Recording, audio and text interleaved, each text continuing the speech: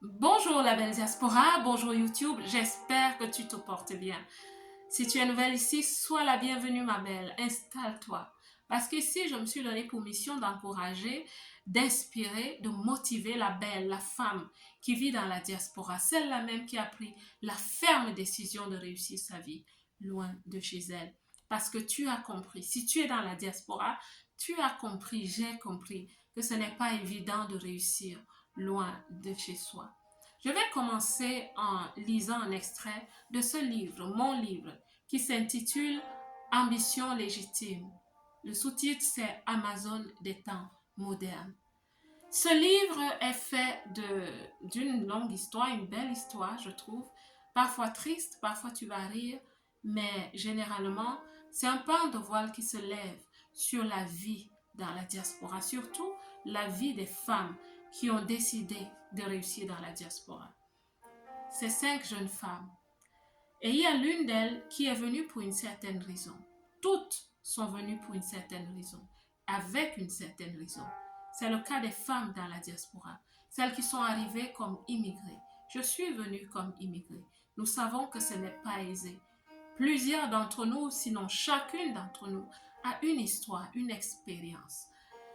Et Casey, qui est l'un des personnages, a aussi son expérience. Et Yonga, qui est une amie, lui dit: je ne savais pas que tu avais demandé l'asile, dit Eyonga à Casey, qui lave les fruits. En effet, je suis partie comme une fugitive. Ma famille ne doit en aucun cas savoir où je me trouve. Seulement un nombre très restreint de personnes sait où je suis. Il fallait demander l'asile. Je n'avais pas le choix. Je me sens ainsi protégée, répond Casey. Le livre continue en disant: Eyonga ne savait pas que l'excision est l'une des raisons récurrentes qui motivent l'immigration des jeunes femmes africaines. Elles partent soit pour ne pas se laisser exciser, soit en signe de révolte quand le mal est fait. Vous comprenez que Casey est partie parce qu'elle s'était faite exciser. Mais après, elle n'a pas aimé. Elle a été touchée, troublée dans son être. La solution, c'était de partir, de s'éloigner de toutes ces personnes. Le but de cette vidéo n'est pas d'entrer pour faire des polémiques par rapport à est-ce que l'excision est bien ou pas. Ce n'est pas le but de cette vidéo. Chacun a son point de vue par rapport à cela. Mais ce que je souhaite soulever ici, c'est que dans la diaspora, vous avez des femmes avec des situations difficiles, pénibles, parfois terribles. Plusieurs raisons amènent les femmes dans la diaspora. Elles n'en parlent pas souvent. Plusieurs vivent dans le repli. Mais ce que je sais, surtout devenue coach de vie, ce que je sais pour celles qui s'ouvrent à moi, c'est que ce n'est pas évident. Plusieurs personnes, plusieurs femmes ont des traumatismes psychologiques. Elles vivent avec ces traumatismes psychologiques. Et ce n'est pas aisé. Parce que quand tu arrives dans un endroit où ce n'est pas ta culture, ce n'est pas ton climat, ce n'est pas ta façon de manger, ta façon de côtoyer les gens, de faire les connexions, de travailler, tu es totalement perdu. Surtout quand on arrive dans la diaspora, la toute première préoccupation, c'est: est-ce que j'aurai à manger aujourd'hui? Et est-ce que j'aurai un toit demain? C'est les premières préoccupations. On ne s'occupe pas trop de ce qu'on a vécu. Et vous savez, quand on arrive, on a aussi d'autres chocs. La désillusion, les chocs au niveau culturel, à tous les niveaux, au niveau climatique même. J'en parle souvent ici. Ça fait qu'il y a des femmes qui marchent courbées dans la diaspora. Elles ont ces histoires, elles ont ces fardeaux, elles ont ces blessures, mais elles ne pleurent pas. Quelque part dans mon livre, je dis: dans la diaspora, on ne pleure pas.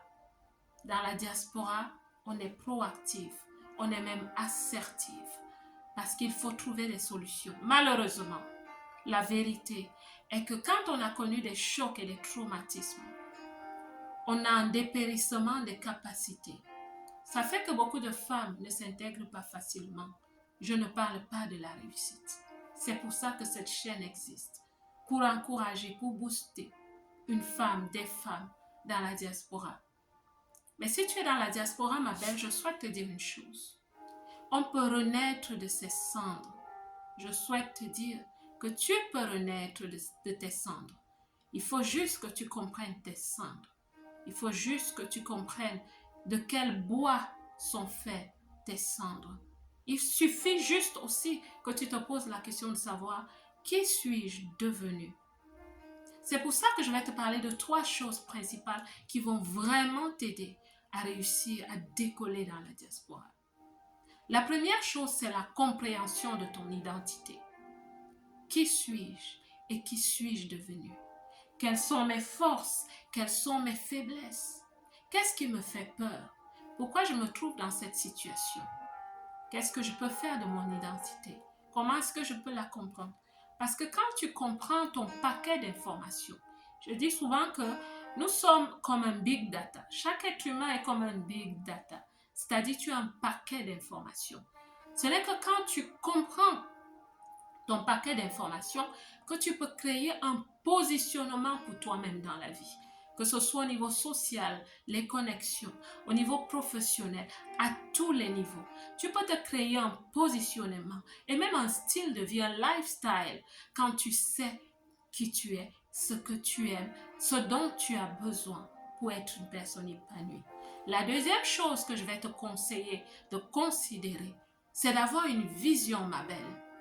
Tu ne peux pas réussir sans vision. Il y a un adage qui dit que même la plus belle des voitures qui roule, tu es chauffeur, tu vas quelque part, mais tu ne sais pas où tu vas. Cela n'a pas de sens. Il faut avoir une destinée. Il faut avoir une destinée, oui, bien sûr, mais il faut avoir une destination. Il faut avoir une vision dans la vie. Tu dois savoir où tu vas. La destination est comme un phare. Tu dois avoir un phare lointain que tu regardes. Et en fait, cette lumière, c'est en toi. Tu dois attiser la lumière en toi. Tu dois la comprendre. Tu dois savoir ce qui est inscrit dans ton ADN. Qui es-tu et qu'est-ce que tu es capable de faire? Tu dois avoir une vision. Parce que ma belle, mon conseil pour toi, c'est que tu comprennes que tu es ici pour écrire ton nom dans le livre des pays qui t'accueillent en apportant ta contribution, mais aussi dans le livre de ton pays d'origine. La troisième chose que je te conseille vraiment de considérer, c'est le travail. Je sais que parfois tu es fatigué. Je sais que cette fatigue est profonde parce qu'elle n'est pas juste la fatigue physique, elle est la fatigue de je n'en peux plus, je me suis trop battue. En fait, parfois c'est le cerveau qui te joue des tours parce qu'il essaye de ne plus te faire vivre les chocs que tu as vécu quand tu es arrivé. C'est psychologique et c'est pour ça que je vais expliquer ce genre de choses le 1er juillet 2023 au Luxembourg. Si tu vis au Luxembourg, ma belle, je te conseille d'être là. C'est un moment où les femmes vont se retrouver.